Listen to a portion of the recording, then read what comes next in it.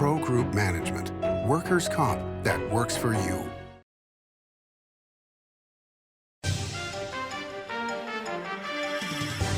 Welcome to Nevada Newsmakers. On the broadcast today, we're joined by attorney Mackenzie Warren Kay. We talk a lot of politics on an all-new Nevada Newsmakers. Pro Group Management offers workers' comp services to a growing number of industries. As businesses grow and change with the times, the need for a solid workers' comp program must be flexible and up to date. The evolving nature of regulations can make staying ahead of complex tasks challenging. But Pro Group Management simplifies the work so your industry can move forward and succeed.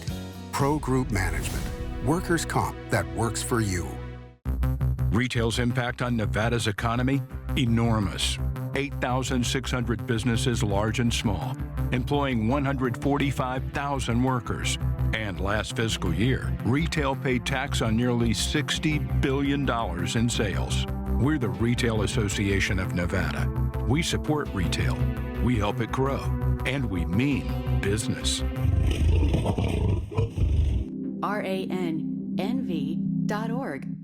Hit the road in style during the $150,000 Roads to Riches giveaways at Tamarack Casino. Win up to $5,000 every week and a top prize of a 2026 Chevy Traverse or $40,000 in cash. It's the $150,000 Roads to Riches giveaways at Tamarack Casino.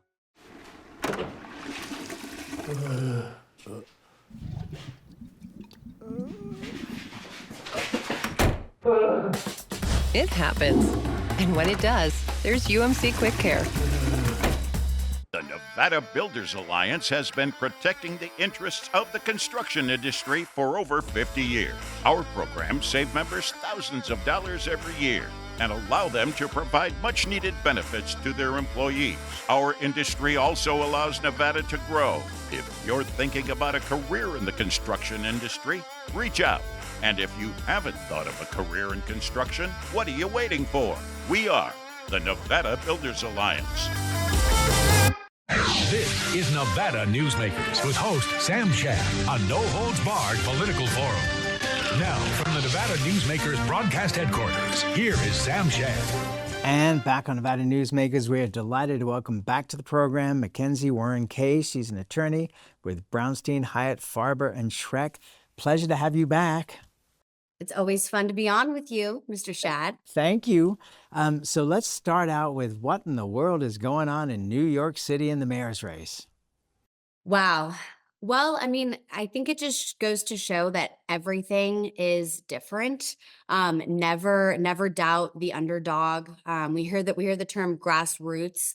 I think maybe, President Obama was the first one to really capitalize on grassroots, and that's being redefined. So Mandami's on TikTok. He's, building these incredibly compelling, snappy messages that just resonate and absolutely laser focus on the issues that New Yorkers seem to care about. And then, of course, he's fighting against the establishment, right? He's trying to say, Cuomo is the past, right? This guy is irrelevant. I am the future. And it is shaking things up. And, I think if you work in state politics like I do, you're always worried of the copycat legislation. I think that happens more with our neighboring states, the Oregons, the Washingtons. But who knows? New York is making a splash right now. I think there's always a concern that people get inspiration from New York and maybe from this new mayor. The thing that concerns me is it's a Bernie Sanders message: free everything, free transportation, free food, free school. I mean, we're $37 trillion in debt at this point as a country.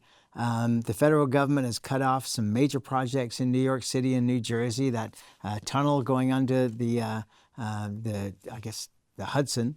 The money is not there. The ideas sound wonderful. Who wouldn't want free everything? But it was funny. I was watching Jon Stewart's program last Monday, and on the program he had Bernie Sanders. And Bernie, of course, is just saying the same things that Bernie has been saying for years now. Free everything, but the same message. And what Jon Stewart has been doing over the last several months is having all these Democratic leaders on the program. And obviously he is a Democrat himself, but he's not championing them. He's admonishing them and saying, you need leadership. You don't have leadership. What is going on in the Democratic Party? And is this potential New York mayor going to be the face of the new Democratic Party? I think that's the trouble, right? Is, Sam, you and I, we are healthy consumers of television and news, but the message is so snappy. Rent control sounds good in 5-10 seconds. And I think to be able to unpack some of those concepts that we're seeing, they just take longer. It's not as compelling. It's not as cute. It doesn't resonate. You have to explain supply and demand. Helps in the short term, hurts in the long term. Homeownership is the way people build institutional and generational wealth amongst their community, right? That takes longer than the soundbite, and I think therein lies the danger. The other person that has kind of surprised me over the last year is Bill Maher on HBO on Real Time, where he admitted a few weeks ago that he had been to D.C. and had dinner with the president. And he said, I'm not going to stop making jokes about him, but it was a different person I met at the White House than the person that you see on TV. What are your thoughts on that? Bill Maher moves to the center. Hey, I think if anyone's caught a press conference with President Trump, they would be kidding themselves if they didn't see some ramblings, very off topic, quick conversation changes. One example may be the recent construction of the White House. He clearly said, we're not going to touch the building. We all know the image we're seeing of, scaffolding. The thing is ripped open to make room for this ballroom. Listen, the same arguments that he was making about President Biden about age may be coming back around to bite him. He's still the president at the end of the day, and his following is so fervent and they are so loyal that any misstep or gaffe, it's not going to stop them from standing by their man. It was interesting. I interviewed Dina Titus yesterday, or day before yesterday, and I was talking to her about what's been going on with the Israelis and the Gazans. And she did not give 1 inch to Trump. But you have to look at it and go from the Abraham Accords to this. He has accomplished some pretty amazing things in foreign affairs. Listen, and his son-in-law, Jared Kushner, I think he was also an incredible ingredient to reaching this milestone. I think we all need to be rooting for America. We need to be cheering for our allies. War, and especially a war as brutal and painful as the one that has waged the past 2 years, shouldn't happen. So I don't want to say that it's done, but it's a major milestone. There's work yet to come, given the long-standing strife and bad blood within the region that I don't think 1 presidential term, 2 presidential terms, or even a generation can heal. But it's positive nonetheless. Yeah, I couldn't agree with you more. All right, let's turn to Nevada here. April Becker gets on the Clark County Commission and is throwing out questions here, important questions, from the very beginning of her time on the commission. We have another big commission race coming up. What do you think the potential is to see another Republican or conservative on the Clark County Commission? Listen, it's a new day. So for so long, it was all 7 were Democrats. Commissioner Becker, she worked her tail off. She was everywhere and didn't let people count her out. She's still, sort of an outlier, if you will. I think it's all in how she plays it. I do like how she's listening, how she's participating. She's asking the right questions to try to crack things open and understand why certain decisions were made. I think it's a very narrow, tight rope to walk. Anyone that's worked on the 6th floor at the Clark County Government Building know that there are personalities and politics and really goals that you can't get in the way of. I think absolutely with Assemblywoman Haiti Kasama throwing her hat in the ring for District F, Justin Jones's seat. She's someone that is incredibly competent. She knows the issues. She was a solid legislator, granted being in the super minority or near super minority. But it's early. I'm sure there are a few names that will be, floating out there. I think there's a real possibility, but like you and I have always said, I think we take a step back and look what's happening nationally come November of 2026, and that will probably be our best barometer. But Nevada is fascinating because people split the ticket. They could vote for, a Republican governor. They say, yep, I want our incumbent Governor Lombardo back. I'm going to move down the ballot. I'm going to pick Sandra Haudegui for lieutenant governor. I'm going to jump back over and vote for a Haiti Kasama. We're interesting. I think the purple factor to Nevada is what makes our politics so unique. I think there's a real chance that the county could add a second GOP seat. One of the things that's fascinating to me, we had a Democratic fundraiser on the program a few weeks ago, and he was talking about ever increasing amounts of money coming into Nevada for the various races. That's almost scary at this point, considering how much money has already come in. And with digital advertising, it's another way for people to be able to reach more people if they get the frequency. At the same time, he mentioned that negative advertising is what works, and you're going to continue to see that. My question is that good for our country? Is it good for our state? Probably not.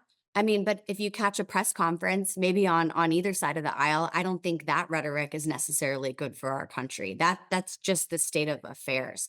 I think the national money is interesting because what Nevada is seeing are several self-funded candidates for the congressional races. Big amounts of money that could thwart some of the huge, sort of national treasure troves that our incumbents have built up. That I think is going to be really curious to watch play out. But the negativity, the nastiness, it's bad. Decorum is lost. And, I think you and I are old school. We look forward to seeing some civility return. And I don't know what brings on that shift. But, as a mother and as a, native Nevadan, I want to see that. All right, so you look at your friends or relatives who are in their 20s and 30s. Are they even involved in terms of, they certainly don't watch the local news. They're getting their news from Facebook, TikTok, whatever it is that they might be viewing. But are they going to go out and vote? That's the big question to me, because that's what's going to make the generational change. And I think it just depends how bad or good things are, and probably bad. It seems that the worse things are, the greater a motivator for change. It gets people to come out to the polls and vote. We keep talking about a teetering economy. It's just not really happened.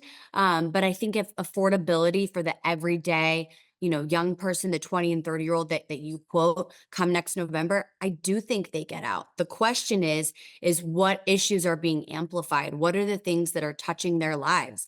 I can tell you, suburbia, Summerlin moms here in Southern Nevada are seeing, housekeepers, family members be deported. I mean, it's not outside the circle. We're seeing it here. It's scary. And what are the issues that keep you up at night? Where are your principles and what you want to see for a country and for a community? And those are the motivators that I think will be the best barometer to understand what's going to get people out next November. Okay, and you bring up a really interesting home issue, which is, if you can't get a gardener, and if you can't get a housekeeper, and if you can't get somebody to do construction work at your house, you're going to be complaining to your politicians. Do you see a change in the political landscape across the country, not just in Nevada, because of this? Now it's starting to actually have real impact? I do. And I think it's less about the service and more that it's personal. These are people that are our neighbors. There are people that we trust getting access to our home. We trust them around our kids. They are part of our world. And these are human beings that are showing up to work and providing for their families. And so I think the numbers game of going after whatever's convenient to deport rather than the true, heinous offenders, irrespective of race and how they arrived in this country, those are the folks, sure, we could maybe get behind, but it's too close to home. These are people that we trust and we love and have known.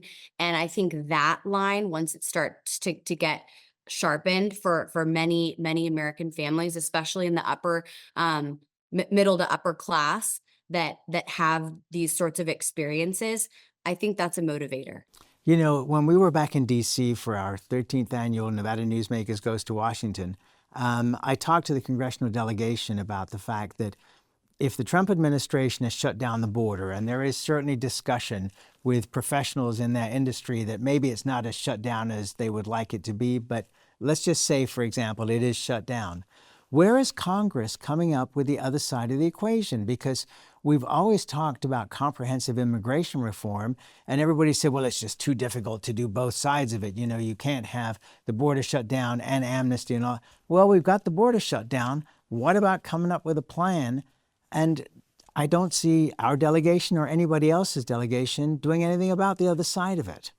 I think that's true. And in fairness, I do sense a bit of a fire drill mode. I mean, we could just look at the shutdown that's, we're in the third week. Many predict it will hit a fourth week. There's too much whack-a-mole. We're putting out all the fires that we can't ever meaningfully address the root of the issue. And you're right. Becoming, a pathway to citizenship has never been quick and easy, and it's never been more broken. So you layer on these mass deportations, I think, to, hardworking people who are in many ways like quite American, outside of the technical term of the thing.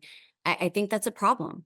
It's about 65 years since the Brasero programs back in the 1960s that actually allowed people to come here, work, go back home, and maybe somebody could dig some of that stuff out and work on it. Let's take a break. We'll come back. Lots more to talk about with Mackenzie Warren Kay after this timeout. Welcome to Story County, where history meets innovation, and a pioneering spirit continues to shape our future. At the heart of the Tahoe Reno Industrial Center, we power the future with global leaders in technology and manufacturing, driving progress that reaches far beyond our county lines. From advanced manufacturing to tech innovation, our industries are creating thousands of quality careers, fueling a vibrant economy that benefits every Nevadan. But it's more than just growth. Our community is our foundation, supporting families, empowering local initiatives, and creating a place where everyone belongs. Be part of a legacy built on bold ideas and boundless possibilities. Join us in building a brighter future right here in Story County. Story County, helping build Nevada's future.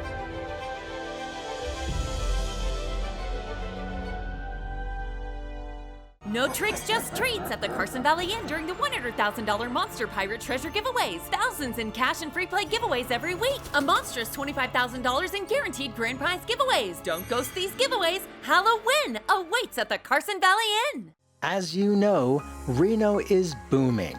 Toll's Development Company is helping it grow with insightful design and development, building community with every project, adding beauty, adding excitement, emphasizing our shared humanity. Reno is becoming bigger. Toll's Development is helping it become better, more livable, more enjoyable. To learn more, go to tollsdevelopment.com. tollsdevelopment.com. This is Nevada Newsmakers. And back on Nevada Newsmakers, we continue our conversation with Mackenzie Warren Kay. She's an attorney with Brownstein Hyatt Farber and Schreck. So let's talk about the special session. Your thoughts on this?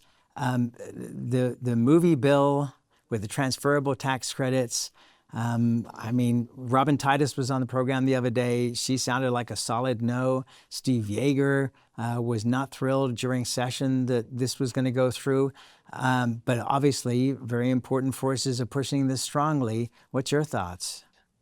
Sure. Well, I have to laugh that everyone is so certain that they'll convene in Carson City on November 12th. Special session is slated to start November 13th, and they're hoping to gavel out a week later.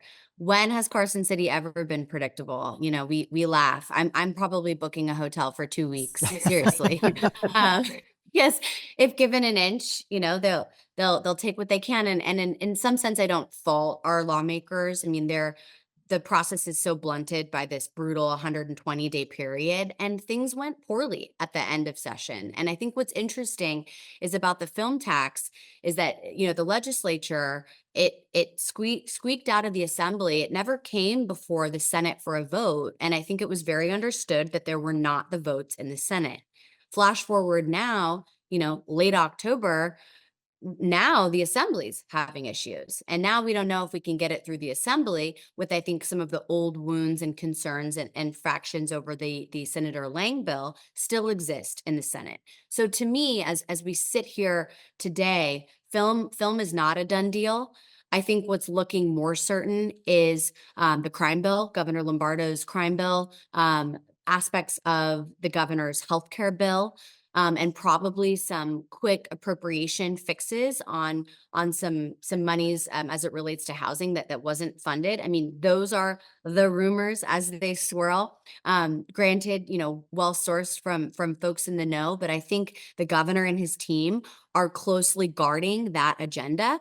You and I know that whatever is in the proclamation, that's it. That's all they can legislate on. And so keeping that airtight and narrow, I think, is important for two things. They don't want to see a repeat of how this 2025 session ended, where things were crazy, bills died that they shouldn't have. But the second thing is we have a governor who's up for re-election, and he knows how crucial this special session is, keeping it tailored to what he needs, but at the same time, understanding that he's got to work with a Democrat majority legislature to process those bills before they can make it to his desk.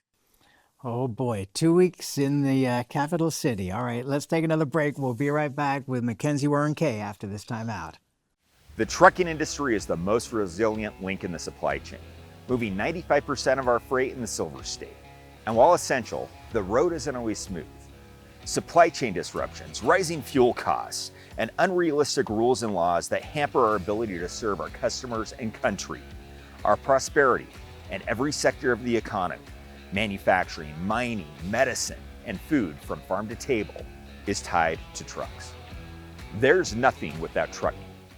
Welcome to the Ahern Boutique Hotel, where luxury and warmth come together in the heart of Las Vegas. We take pride in offering a one-of-a-kind experience for both locals and tourists. Join us for handcrafted cocktails and an unforgettable experience. Joel's Chop House, the perfect place to savor views of the Las Vegas Strip. Satisfy your cravings at the Ahern Chocolate Shop. No smoking, no resort fees, and the parking is always free. The Ahern Luxury Boutique Hotel is your home away from home.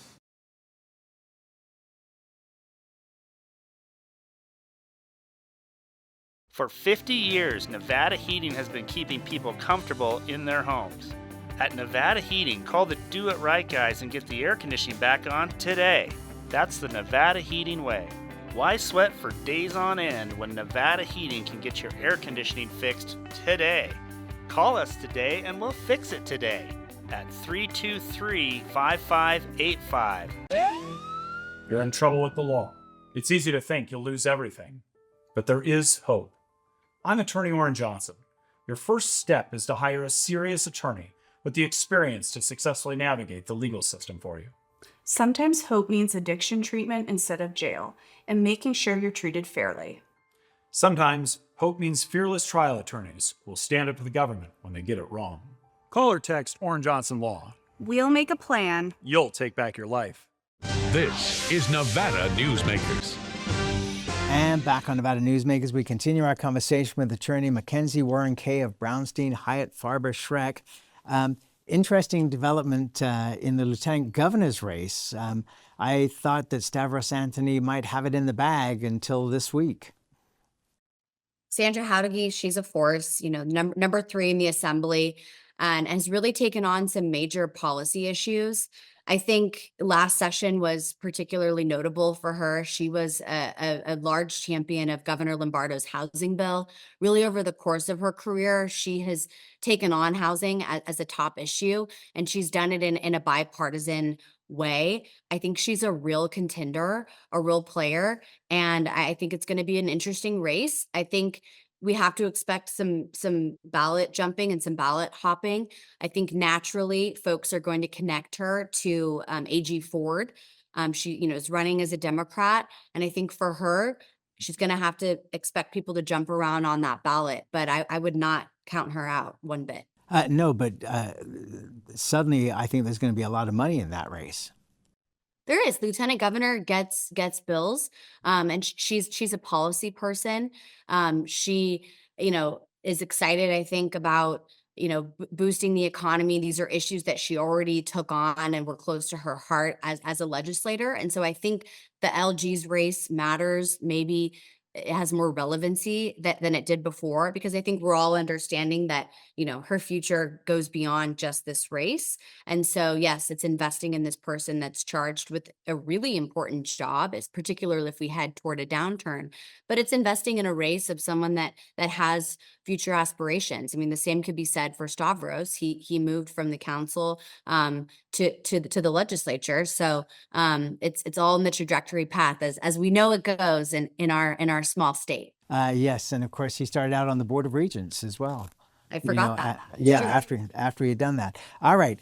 So the big question to me is, and you've only got about 20 seconds here, the Las Vegas Review-Journal certainly went after the Attorney General with his travel schedule, and now you've got Alexis Hill running against him in the primary. Is this a point where a major newspaper still can have an effect on a political race like this? I think it makes for a great headline. And I think it's what we were talking about, like in saying rent control is good. You got to break it down. I want to see them argue on the substance. I think Nevada's headed toward a really crucial point, and I doubt any paper headline for that matter can decide a race. So I think more to come. All right. Mackenzie Warren Kay, it is always a delight. The time just flies by. I hope to see you soon. Thank you, Sam. Always a pleasure. Thank you. Always. And we'll be right back. Imagine a magical garden that feeds Carson City's hungry and homeless, teaches our high school students agriculture, creates hanging floral displays to beautify downtown, and yet charges nothing. It's not magic. It's the Greenhouse Project. It's real, it's growing, and it needs your help. Go online to carsоncitygreenhouse.org so together we can grow it forward. A power line is more than a power line. It's maintaining the bottom line for small businesses. It's keeping the assembly line moving for our workforce. For our brightest minds, it's meeting a deadline. It's on the front line with our heroes. And on the sidelines of the biggest games. It's a direct line to our loved ones. And it's a lifeline for the most vulnerable. There's a lot on the line. Each day, the Children's Advocacy Alliance partners with leaders, legislators, and families across Nevada to improve children's health, education, economic well-being, and safety. We recognize Nevada will be no better than the state of its children. Be a part of this change. Be a supporter of the Children's Advocacy Alliance. For more information, go to caanv.org. Check out our archives section on NevadaNewsmakers.com. Great interviews going back as far as 2002. Really worth watching. We'll see you on the next broadcast.